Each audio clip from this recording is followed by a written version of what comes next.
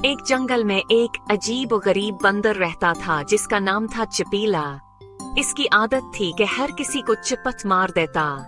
कभी हाथी के पीछे जाके चिपट, कभी शेर की दम पर चिपट, यहाँ तक कि उल्लू की चोंच पर भी चिपट। सब जानवर इससे तंग आ चुके थे, मगर चिपीला हिंसता रहता। एक दिन जंगल में एक नया जानवर आया। अजीब सा था, उड़ता भी था और खच्चर जैसा भी लगता था। नाम था उड़न खच्चर। चिपीला ने सोचा इसे भी चिपट मार के देखता हूँ। जून ही वो करीब गया और चिपट मारी। छव, जो मुझे तंग करे वो 3 दिन उल्टा लटके। उसी लम्हे चिपीला बंदर हुआ में उल्टा लटक गया। इसकी दम दरख्त से चिपक गई और वो चिपट की जगह माफ बोलने लगा। 3 दिन बाद उड़न खच्चर आया, मुस्कुरा कर बोला, अब बता, चिपट मारना अच्छा लगता है? नहीं उड़न भाई, अब मैं चिपट नहीं सिर्फ चॉकलेट बांटूंगा।